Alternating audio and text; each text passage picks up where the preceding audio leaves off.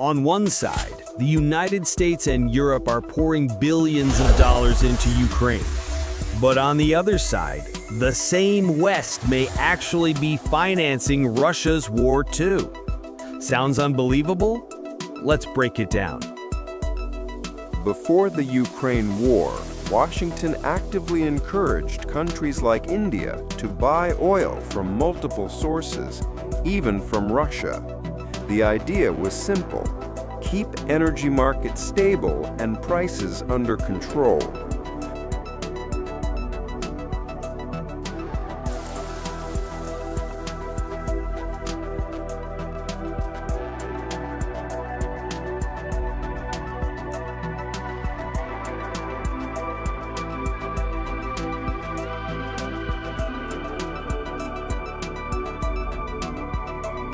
The Soviet Union was there when we weren't, so there's goodwill and history there. I talked to so many Indians whose first foreign magazine they ever read, foreign food they ever ate was Russian. It's embedded in a generation, especially an older generation. And secondly, one of them said to me, so we've got these two big countries right on top of us, and you want us to be enemies with both of them, and you're halfway around the world? Explain that to me.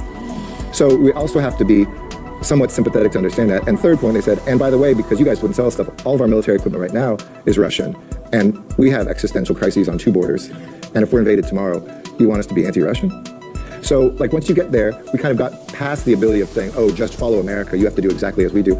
And we take the smaller victories. Actually, they bought Russian oil because we wanted somebody to buy Russian oil at a price cap. That was not a violation or anything. It was actually the design of the policy, because as a commodity, we didn't want oil prices going up. And they fulfilled that. But everything changed in 2022. After Russia invaded Ukraine, the West imposed sweeping sanctions. The United States banned Russian oil completely. Europe announced restrictions, and together they declared no more funding Putin's war. Today I'm announcing the United States is targeting the main artery of Russia's economy. We're banning all imports of Russian oil and gas.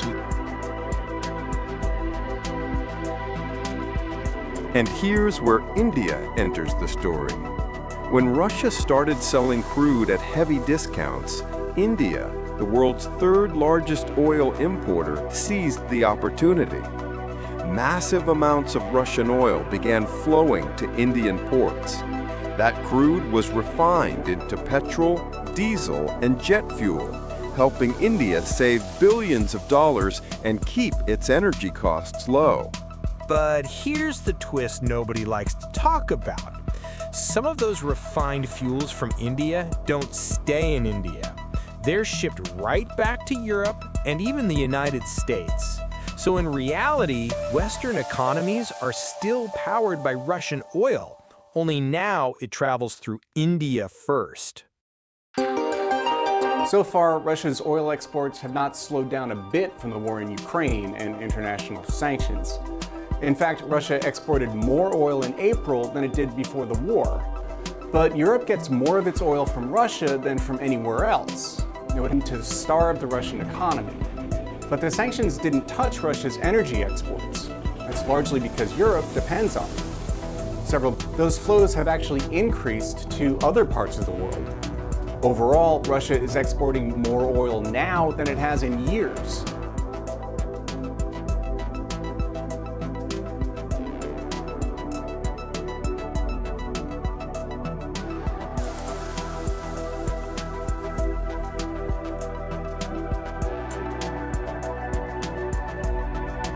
India's Foreign Minister S. Jaishankar defended the decision, saying, "The Americans themselves told us to stabilize the world's energy markets, even if it means buying oil from Russia.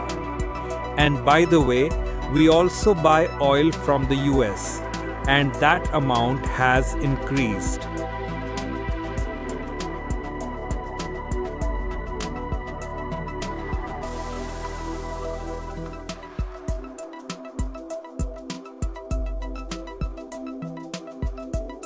This raises some tough questions.